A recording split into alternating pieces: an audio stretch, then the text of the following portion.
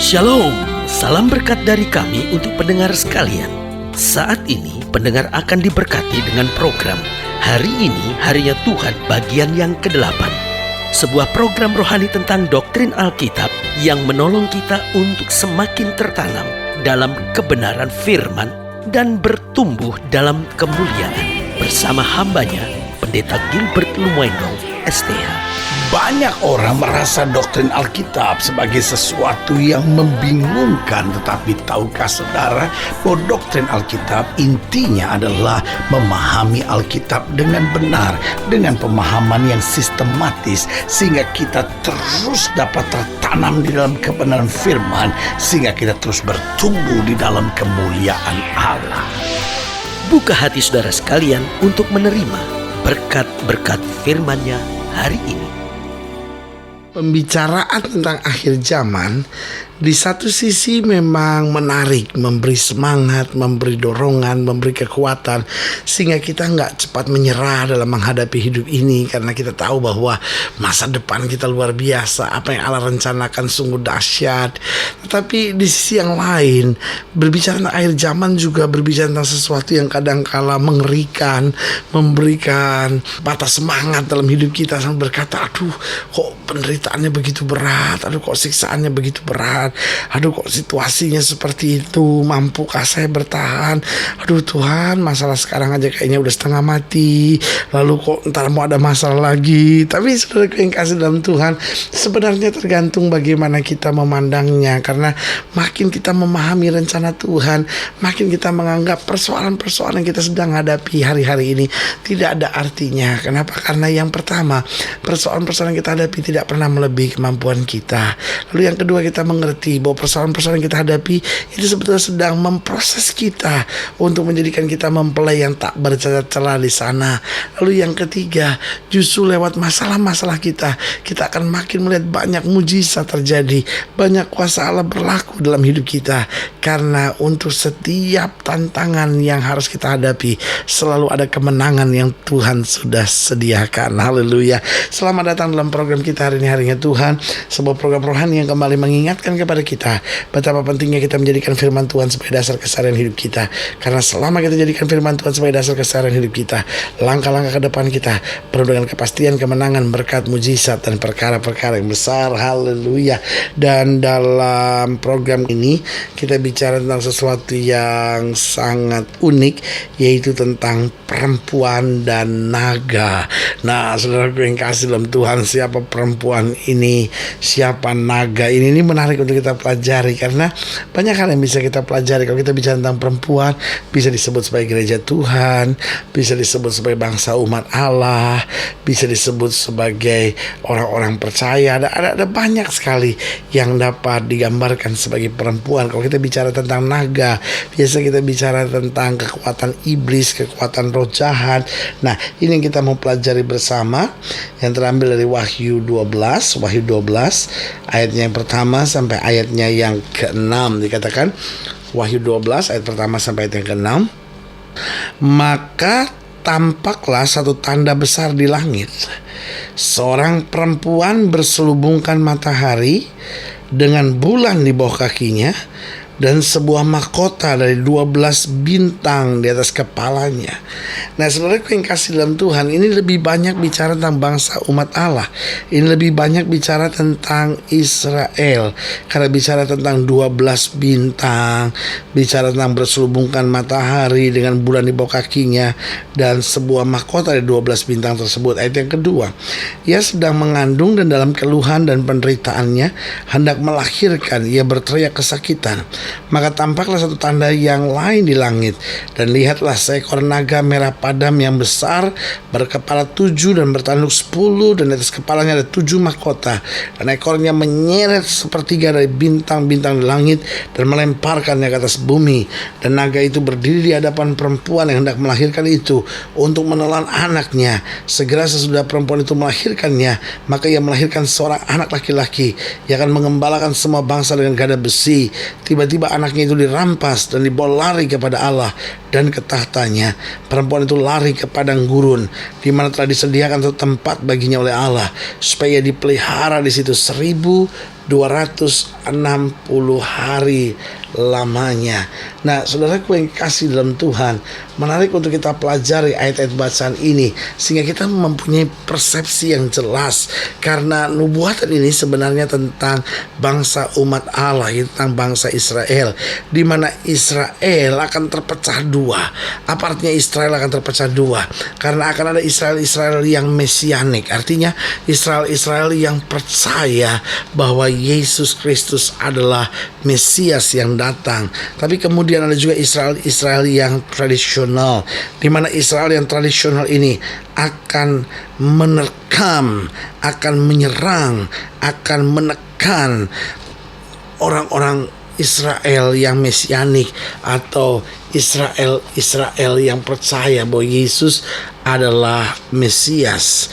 Dan krisis Israel ini kemudian akan menjadi krisis dunia, karena kalau saudara pelajari, di mana ada krisis di Israel, selalu juga ada krisis di dunia. Jadi ada persoalan di Israel, seluruh dunia memantaunya. Satu orang mati di Israel, seluruh dunia tahu. Sementara puluhan orang Indonesia mati karena antar teroris, karena penyakit, karena persoalan apa, gak banyak yang tahu, saudara-saudara.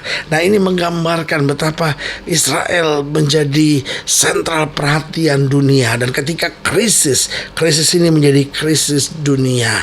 Nah, di mana akhirnya orang semakin banyak mau menolak kebenaran. Nah, dalam situasi yang kita sudah lihat ini loh yang akan terjadi. Sebetulnya apa tugas kita? Yang pertama, yang paling penting yang harus kita tanamkan, yaitu mendoakan bangsa Israel. Kita mendoakan bangsa umat Allah ini, itu yang harus kita doakan. Lalu saudaraku yang kasih dalam Tuhan, kita lihat situasi-situasi yang terjadi ini. Kalau kita nggak berdoa buat bangsa Israel, dunia ini makin hari akan makin kacau, karena keuangan, politik, ekonomi, lalu kekayaan dunia banyak sekali diputar di tangan mereka. Itu sebabnya saudaraku yang kasih dalam Tuhan, apa doa kita untuk bangsa Israel? Alkitab jelas bilang kepada Abraham, yang memberkati akan diberkati, yang mengutuk akan dikutuk. Nah, sekarang pertanyaannya, apa tugas kita dalam mendoakan bangsa Israel? Yang pertama, agar terbuka untuk kebenaran. Saudaraku yang kasih dalam Tuhan, ini yang perlu kita doakan, karena bangsa ini seringkali merasa dirinya yang paling benar, sehingga dia menolak Kristus, menolak usul, menolak banyak hal. Tetapi kita perlu mendoakan agar terbuka untuk kebenaran. Minimal mereka mengerti ada Mesias yang sudah dilahirkan. Sampai hari ini mereka terus menunggu Mesias. Sampai hari ini mereka terus menunggu Mesias. Sementara Mesias sudah dilahirkan, yaitu Kristus Yesus, yang menjadi jaminan keselamatan, yang telah berkata bahwa barang siapa yang percaya kepadanya tidak binasa, melainkan beroleh hidup yang kekal. Yesus sudah berkata, akulah jalan dan kebenaran dan hidup. Tidak ada seorang pun sampai kepada Bapa jika tidak melalui aku. Berarti kita perlu mendoakan bangsa Israel agar apa? Agar terbuka bagi kebenaran, agar tercelik matanya, tidak merasa saya yang paling benar, tapi perlu kembali kepada kebenaran yang sebenarnya. Dan dalam kebenaran itu mereka akan kembali menyaksikan kuasa Allah, kemuliaan Allah berlaku. Yang kedua, kita perlu doakan agar ada damai sejahtera. Saudaraku yang kasih dalam Tuhan, sudah terlampau lama ada peperangan, sudah terlampau banyak orang mati di sana, baik Israel maupun Palestina. Saudaraku yang kasih dalam Tuhan, perlu ada doa dari kita agar ada damai sejahtera, karena setiap nyawa yang jatuh mati, dia mati sia-sia, dan repotnya matinya pun tanpa mengenal kebenaran. Saudara bisa bayangkan, sebagian mereka mati, mereka pikir mereka memperjuangkan sesuatu, tapi tanpa kebenaran apa yang terjadi? Mereka mati dan akhirnya ke neraka. Saudaraku yang kasih dalam Tuhan, kita gak mau itu terjadi. Kita mau kalaupun mereka mati, sorga menjadi bagiannya. Itu sebabnya kita perlu mendoakan agar apa? Agar mereka terbuka untuk kebenaran. Yang kedua, kita berdoa untuk apa? Untuk damai sejahtera. Saudaraku yang kasih dalam Tuhan, pertikaian dan persoalan di Israel kemudian merambat ke seluruh dunia. dunia. Orang-orang mulai tidak menyukai Israel dan mulai menyerang dengan gerakan-gerakan terorisme karena dianggap Israel pun adalah negara teroris yang menjalankan terorisme secara kenegaraan. Saudaraku yang kasih dalam Tuhan, akhirnya orang Indonesia yang nggak tahu apa-apa mati karena bom, karena katanya ini untuk menyerang kepentingan Amerika. Padahal yang mati nggak ngerti apa-apa tentang Amerika, nggak ngerti apa-apa tentang Israel, nggak ngerti apa-apa tentang Palestina. Dia cuma sedang jalan-jalan di mall misalnya, dia sedang jalan-jalan di sebuah hotel, lalu bom meledak, hancur semuanya. Saudaraku yang kasih dalam Tuhan, begitupun yang terjadi di Amerika, penyerangan, lalu bom-bom dan di mana-mana di seluruh dunia. Sebagai hamba Allah ini yang saya mengingatkan, mari kita kembali berdoa supaya ada damai sejahtera di Israel, di Middle East sana. Jadi yang pertama kita perlu doa agar bangsa Israel ini terbuka untuk kebenaran. Yang kedua agar ada damai sejahtera. Dan yang ketiga agar kembali akan kesadaran sebagai bangsa yang dilahirkan dan diberikan Mesias. Berarti saudaraku yang kasih dalam Tuhan, mereka harus kembali melihat, iya ya, kami kan bangsa yang sebenarnya sudah diberikan Mesias, yaitu Kristus. Saudaraku yang kasih dalam Tuhan, ini yang seringkali mereka masih tangisi, ini yang seringkali masih mereka ratapi, ini yang seringkali masih mereka doakan, kirimkan Mesias kepada kami. Mereka tidak menyadari bahwa sebetulnya Mesias sudah diberikan. Mereka pikir Mesias itu akan membangun kembali bait Allah yang ketiga. Yesus sudah bilang, rombak bait Allah ini aku akan membangunnya. Yesus sudah membangun bait Allah yang ketiga. Apa itu bait Allah yang ketiga? Bait Allah yang ketiga adalah gereja Tuhan. Waktu gereja Tuhan dibangunkan di muka bumi, bukan gedungnya, maksudnya kehadiran gerejanya lewat darah yang tertumpah, lewat kebangkitan Kristus, gereja Kristus hidup. Pada saat itulah bait Allah yang ketiga bangun. Mereka pikir mereka akan tunggu Mesias datang, tapi waktu Kristus datang kembali, Kristus tidak datang sebagai Mesias dan Juru Selamat, tapi dia datang sebagai hakim yang adil untuk mengadili bumi. Kalau di situ orang baru mau bertobat, terlambat. Karena pada saat itu dia hanya akan berkata dua hal: hai kamu hamba yang baik dan setia, masuk dalam kesukaan Tuhanmu. Atau dia berkata, nyah dari hadapanku, hai kamu pembuat kejahatan. Jadi saudaraku yang kasih dalam Tuhan, ini yang Alkitab gambarkan tentang keadaan di akhir zaman. Akan ada perpecahan di Israel, antara Israel yang mesianik, yang percaya Yesus sebagai Mesias, dengan Israel tradisional yang menolak dan masih menunggu Mesias.